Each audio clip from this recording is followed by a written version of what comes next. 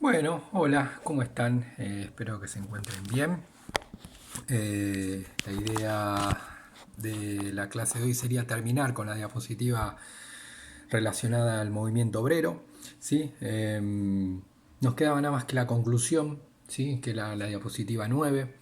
Eh, Nos quedaría entonces este cierre, una diapositiva que tiene que ver con la cuestión más social, ¿sí? Sociocultural en realidad. Y después ahí cerraría Argentina. Después les digo que vamos a continuar. Vamos a ver algo de América Latina. ¿Sí? En realidad ahí se van a encargar bastante ustedes. ¿Sí? Lo que es América Latina. Eh,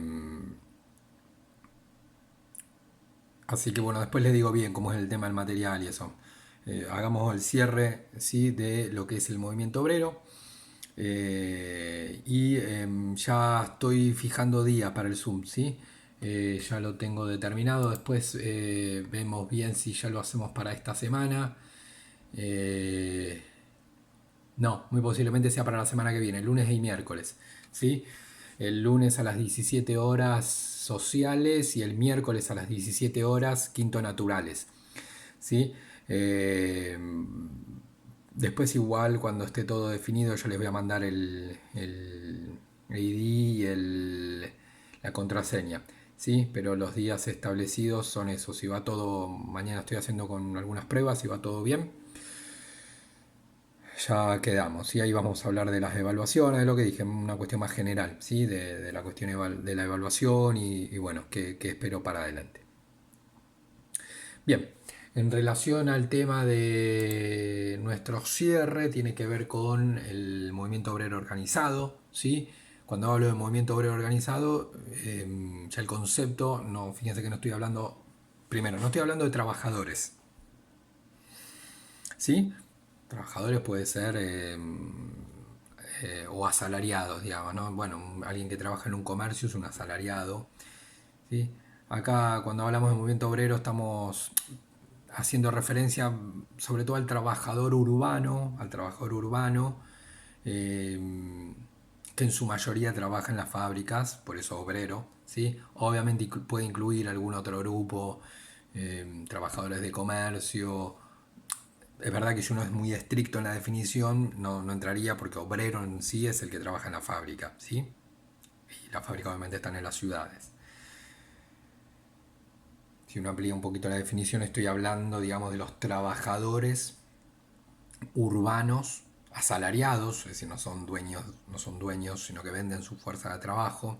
Obviamente el grueso a partir de este momento va a ser sí, el obrero, pero bueno, esto incluyo al trabajador de un comercio, al trabajador de un medio de transporte, ¿sí? Bueno, que eso, digamos, obviamente si uno es estricto en la definición no entraría, pero bueno, acá obviamente sí que lo ingresa, ¿sí? En toda esta diapositiva. Me estaría obviamente quedando afuera el trabajador asalariado rural, ¿sí? Ese obviamente que sí, queda afuera. Bien, este movimiento obrero organizado, ¿sí? Y cuando hablo de organización, estoy diciendo, bueno, porque el trabajador puede ser urbano, pero sin organización. Bueno, acá ya veo una organización, ¿sí? Obviamente, generalmente en sindicatos, fuerzas políticas, por eso no solo digo movimiento obrero, sino movimiento obrero organizado, ¿sí? Ya ese grupo de trabajador de fábrica, de trabajador de comercio, transportista, construcción, bueno, ya se está organizando esos trabajadores, ¿sí? Bien, cierra esta diapositiva con un análisis de lo que son las fortalezas, las debilidades, las diferencias y los acuerdos.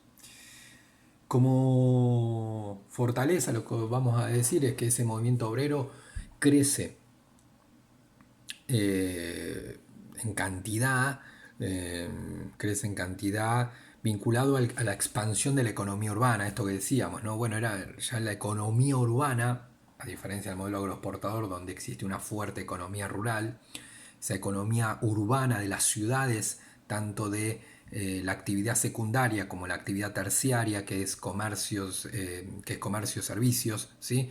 Comienza a expandirse fuertemente, ¿sí? La economía urbana, es decir, la actividad secundaria, industria, y terciaria, que tiene que ver con comercio, tiene que ver con transporte, con servicios, bueno, toda esa economía a partir del 30 se comienza a expandir. No decimos nacer, porque ya dijimos que en el modelo agroexportador incluso había industria, que era una particularidad del caso argentino, esto yo ya lo expliqué, ¿sí? Pero bueno, acá alcanza un volumen cada vez más fuerte, ¿sí?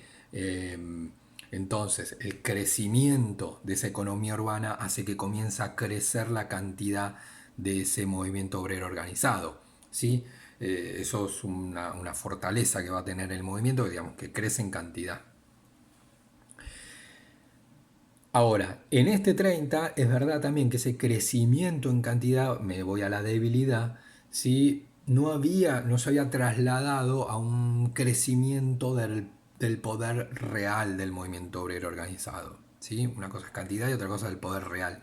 Como que ese aumento de la cantidad no había sido, no se había podido traducir en, digamos, en conquistas laborales concretas, ¿sí? Para decirlo fácil, ¿sí? Si ese aumento de la cantidad de los trabajadores uno puede suponer que, bueno, crece en cantidad, crece en poder, si crece en poder, conquistan mayor cantidad de derechos laborales.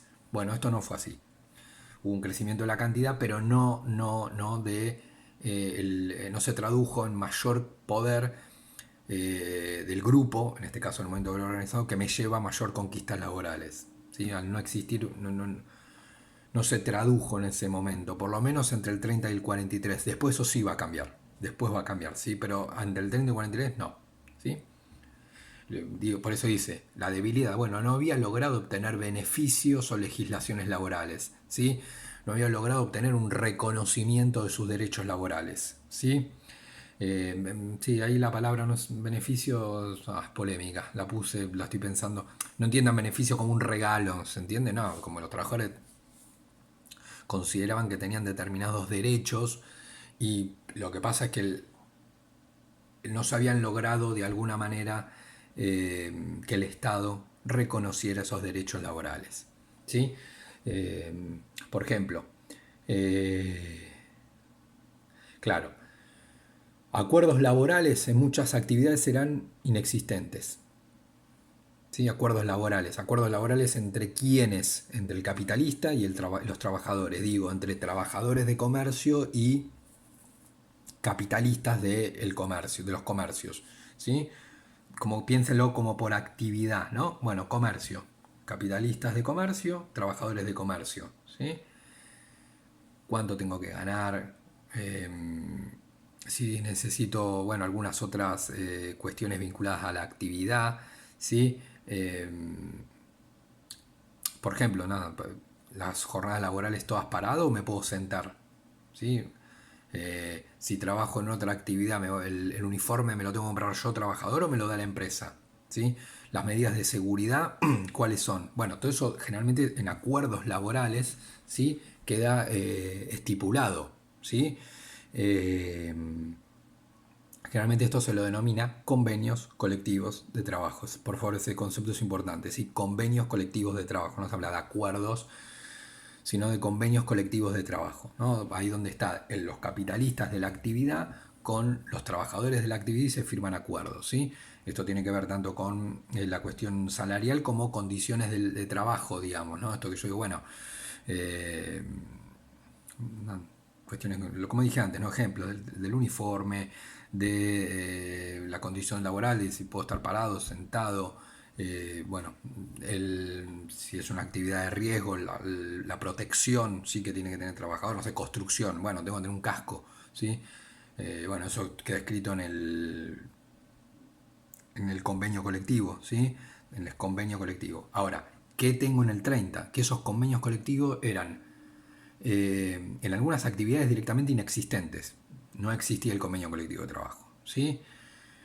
Y con lo cual, al no existir el convenio colectivo de trabajo, en líneas generales, el control de la actividad pasaba por el capitalista, ¿sí? Es como que vos vengas en la construcción, ¿sí? Estoy inventando el ejemplo porque no lo sé específicamente, pero para que ustedes tengan una idea, ¿no? Venía un trabajador de la construcción y me decía, mirá, yo necesito un casco, ¿sí? Porque si me llega a caer un ladrillo en la cabeza me mata. Yo, mirá, capitalista, al no haber convenio era, bueno, mirá, si no te gusta, tómatela, contrato a otro, trabajas sin casco, de última, cómpratelo vos el casco. Entonces ahí las reglas las terminaba estableciendo el capital, ¿sí? En las actividades que eran donde no había convenio colectivo de trabajo, ¿sí? O cuánto vale la hora de un trabajador de la construcción. Bueno, no está el convenio, es de acuerdo a lo que a mí me parece, a mí capitalista. Eh, digamos, en algunas actividades eran existentes, digamos, eran muy pocos, por eso es escasos. En muy pocas actividades había convenios colectivos de trabajo, ¿sí? La mayoría no tenía. Eh, bueno, obviamente no existían derechos laborales, digamos, ¿sí? Estaban las 8 horas, eso sí, ya se había establecido con Irigoyen, pero bueno, el tema de la estabilidad laboral no existía, es decir, con lo cual es cuando a mí el capitalista me iba bien, contrataba y si me iba mal los echaba, o si me iba más o menos los echaba, ¿sí? Y si me iba bien contrataba, pero no había estabilidad laboral de trabajador, con lo cual el trabajador, imagínense que no podía programar nada, porque si no tenés estabilidad laboral, no sé, no sé si alquilaron una casa, porque ni digo comprar, alquilar, ¿no? Las vacaciones, digamos, al no haber convenio colectivo no estaba estipulado el tema de las vacaciones, ¿sí? El sistema jubilatorio tampoco. Piensen, no había sistema jubilatorio. Esto era muy complejo porque era digamos, literalmente la gente se moría trabajando.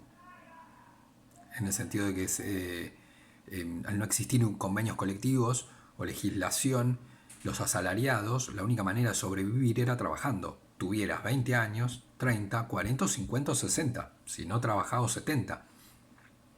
La gente obviamente no llegaba hasta esa edad por una cuestión de las condiciones, pero si la gente era vieja a los 60, bueno, tenía que trabajar a los 60 hasta que le diera, y si vivía hasta los 80 tenía que trabajar hasta los 80, porque no existía un sistema jubilatorio para esos trabajadores, ¿sí? Eh, con lo cual lo que estoy diciendo es, bueno, hay un crecimiento en la fortaleza, dije, un crecimiento de la cantidad de trabajadores, pero bueno, no logran traducir esa cantidad en poder y en derechos laborales, en que el Estado reconociera derechos laborales. Eso como debilidad, ¿sí?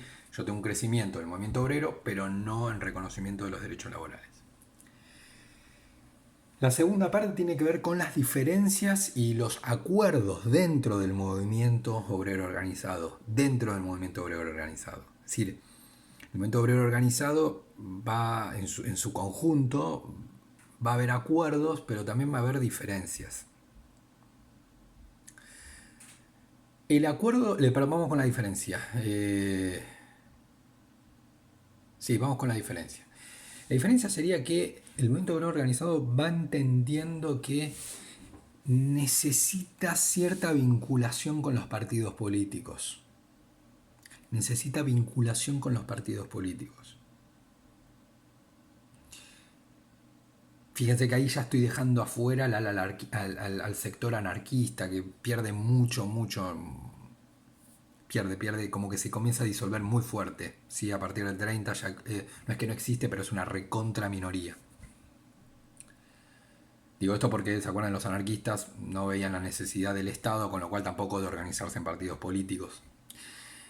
En el 30 ya, más allá del movimiento obrero organizado y de los diferentes pensamientos que tuvieran los miembros del movimiento obrero organizado, es que se dan cuenta que necesitan vinculación con los partidos políticos. ¿Sí? Porque la vinculación con los partidos políticos lo que te permitía llegar a determinadas después propuestas que se pudieran cumplir, porque si no quedaban escritas en un libro o en una manifestación que estaba todo muy lindo, hacemos una manifestación en Plaza de Mayo, reclamamos por los convenios colectivos, porque se firmen convenios colectivos de trabajo, pero bueno, volvemos a mi casa y listo, y no pasa nada. Entonces tenían que existir partidos políticos que, bueno, por ejemplo, con legislación llevaran eso adelante, ¿sí? O lo propusieran, ¿sí? O el sistema jubilatorio o las vacaciones pagas, ¿sí? Es decir, más allá de las diferencias, comienza a haber como un acuerdo, por eso, comienza a existir, se aclaró, porque dice ahí B, como que todos están de acuerdo en que hay que vincularse con los partidos políticos. Eso, ojo, porque puede parecer difícil, porque lo dice abajo de diferencia. Ahora yo voy a decir cuál es la diferencia, ¿sí? Es decir, yo tengo dentro del movimiento obrero organizado al grupo A, al grupo B, al grupo C y al grupo D. Todos esos A, B, C, D tienen en mente, el grupo F sería el anarquista, que ya dijimos que es muy minoritario, entonces no nos interesa. Ahora, ¿qué pasa con A, B, C, D? A, B, C, D son corrientes del movimiento obrero organizado, una se llama A, otra B, C y D, y todos tenemos en claro que hay que vincularse a alguna fuerza política. Ahora, el punto es por qué yo eso lo pongo en el esquema en diferencia y no en acuerdo. Porque sí hay una muy fuerte diferencia en el cómo. ¿Sí? En el cómo. Cómo vincularse a las fuerzas políticas. Y ahí, por eso, fíjense que tengo A versus B. Cuando digo versus, porque digo que tienen miradas muy diferentes. ¿Sí? Un primer grupo plantea lo siguiente, que vamos, el ejemplo que veníamos diciendo puede ser A y B, ponele. Bueno, A y B, ¿qué piensa? Dice, bueno,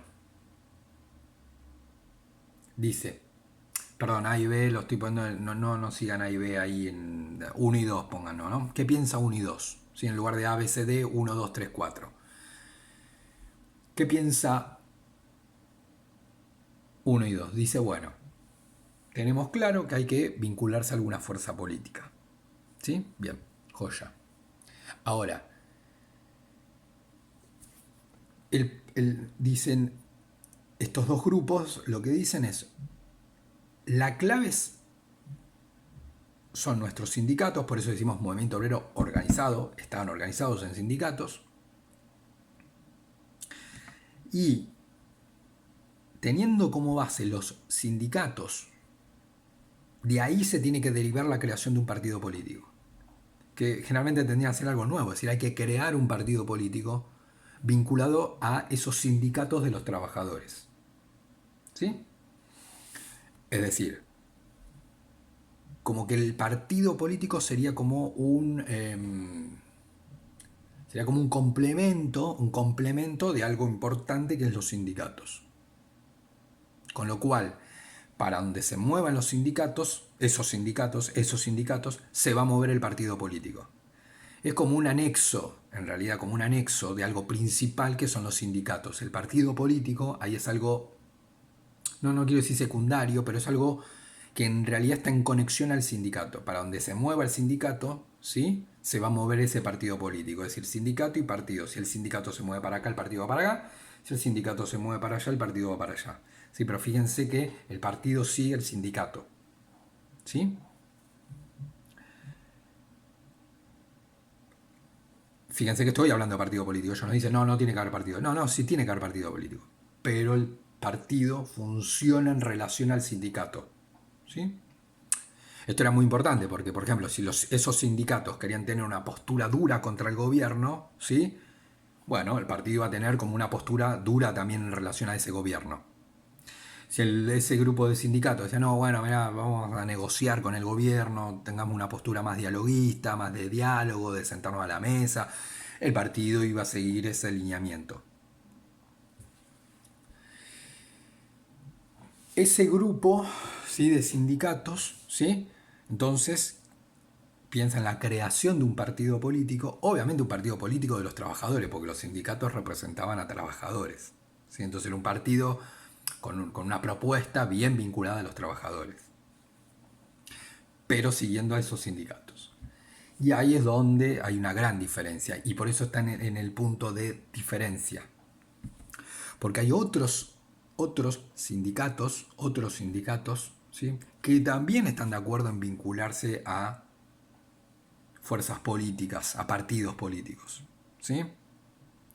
Pero de una manera completamente diferente al primer grupo, que es el que dije antes, ¿no? El primer grupo era este que se movía, ¿no? ¿Qué es lo que piensan ellos? Ellos dicen, mira, no estamos de acuerdo en esta idea de una fuerza política, ¿sí? Nada, porque necesitamos leyes, legislación, y eso se hace con partidos políticos, digamos, no hay otra, ¿sí? Si no, nos vamos a quedar tocando el tambor en una plaza y eso está buenísimo hacerlo, pero se queda en eso. Ahora, ¿cómo hacerlo? Es de una manera diferente a como dije el otro grupo. Ellos dicen, bueno, en realidad lo que hay que hacer es apoyarse en los partidos que ya existen de los trabajadores. Con lo cual, en realidad, en el fondo hay un proceso diferente en el cual lo importante es el partido, la base es el partido y el complemento es el sindicato. El complemento es el sindicato. ¿Sí? Por eso dice predominio del partido. Predominio del partido. Obviamente ahí son los partidos que ya existían. ¿Sí?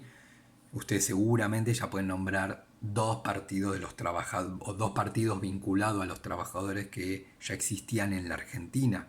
¿Sí? Dos partidos vinculados a los trabajadores que ya existían en la Argentina, con lo cual esta idea de, no los voy a decir, supongo que ustedes ya saben cuáles son, ¿sí? Si pensamos en el, les digo, bueno, piensen en Europa, que ya los dijimos, ¿sí? Ya lo estuvimos nombrando en estas diapositivas, dos partidos vinculados a los trabajadores, ¿sí? De izquierda, ya imagino que sacan cuáles son. Claro, estos tipos decían, no, el partido existe, no vamos a crear otro, porque de alguna manera ahí está más la cuestión del poder también, ¿no? Es como, bueno, me está sacando el ganado a mí, el ganado entre comillas, ¿no? Como que me está robando a mi base son los trabajadores. Con lo cual, cuando un grupo dice, no, hay que crear un partido, los trabajadores dicen, no, el partido ya existe, y es en realidad lo más importante es el partido, ¿sí? Es decir, lo más importante es el partido, ¿sí? Hay dos, sobre todo en el caso argentino, y es verdad que en muchos casos estos dos partidos lo que hicieron a continuación de sus fundaciones crear sindicatos, pero lo importante era el partido, es decir, se crearon primero los partidos y con el desarrollo histórico lo que pasó es que estos dos partidos tendieron a crear sindicatos, pero la base del partido. Entonces, estaría partido y sindicato y es lo mismo de antes, pero al revés. Es decir, esto se mueve en conjunto, pero lo que tengo en la base es el partido y el sindicato se mueve para donde quiere el partido. ¿Sí? Como que hay una dependencia del sindicato de estos dos partidos. Entonces ellos acá no están con esta idea de crear un partido de los trabajadores, no. Porque el otro grupo decía, bueno, vamos a crear un partido de los trabajadores, pero la base tiene que ser sindical, la clave son los sindicatos. Mientras que el otro dice, no, la clave son los partidos políticos de los trabajadores y como un anexo tengo los sindicatos. Como algo más en un segundo orden, ¿no? En un segundo lugar, el sindicato ahí. Esa diferencia espero que se haya podido entender, porque es sutil, pero no lo es tan, digamos, como que está en esa línea, porque hay como una, digamos, los dos están, fíjense que los dos grupos nombré partidos políticos y nombré sindicatos, pero tienen una relación muy diferente. Esto hace que no puedan, digamos, no logren acordar en los sindicatos, tanto del grupo 1, ¿sí? Como del grupo, de este segundo grupo, del predominio del partido, ¿sí? Uno, fíjese, dice predominio del sindicato y el otro dice predominio del partido.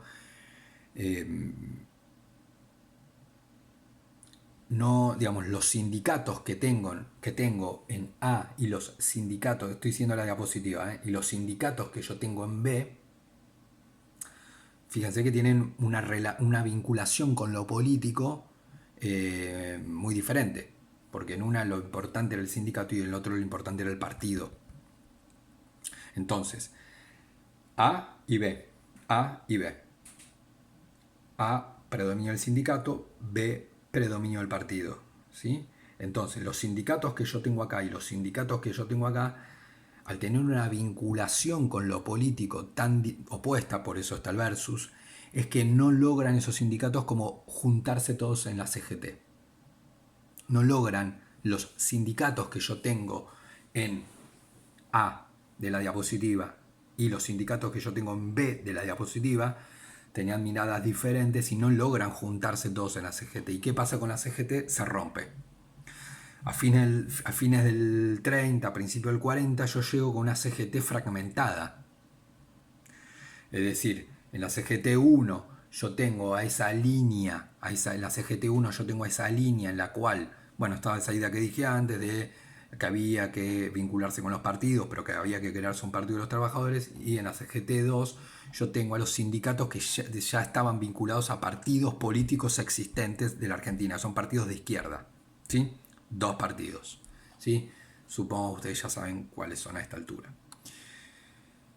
Bien, el acuerdo, ahora sí paso al final de la diapositiva, que sería al final de esta diapositiva, la número 9, ¿sí?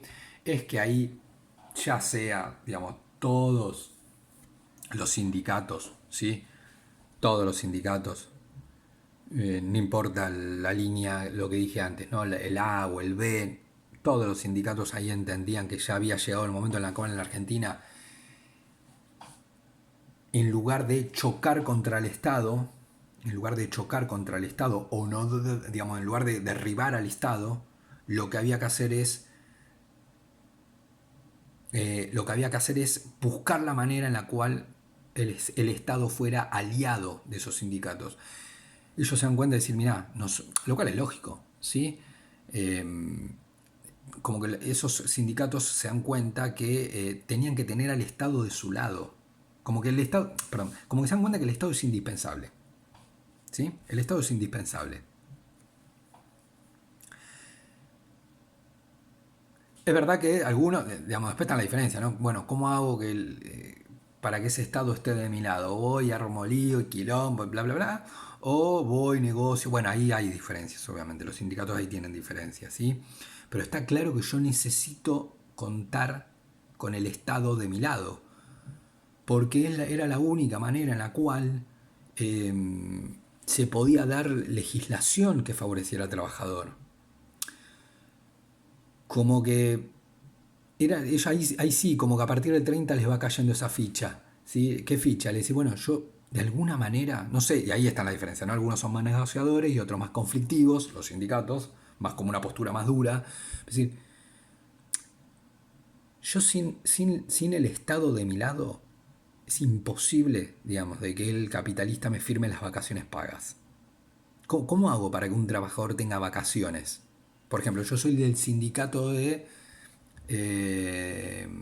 de maquinistas ferroviarios, ¿sí? O soy el sindicato de empleados de comercio, ¿sí? Bien. ¿Cómo hago para que los capitalistas, dueños de los comercios, acepten que sus trabajadores tienen que tener vacaciones? ¿Cómo hago? Voy y sí, todo muy lindo, pero si vos vas a explicar, el tipo, eso así no te lo va a firmar nunca. ¿Qué necesitas? Que el Estado saque una legislación y de ahí diga, ¿sí? Saque una legislación el Estado de alguna manera obligando al sector capitalista a darle vacaciones a sus trabajadores. ¿Se entiende? El Estado ahí va a sacar legislación que diga que los trabajadores tienen que tener vacaciones pagas, ¿sí? Como es ahora.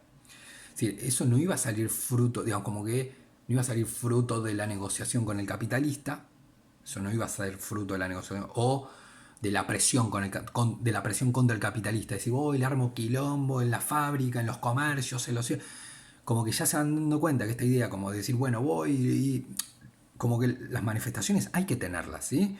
Pero a la larga vos no, digamos, vas a necesitar que el Estado además, vos podés ir, bueno, hacemos paro en los comercios, bueno, fantástico, listo, hacemos paro.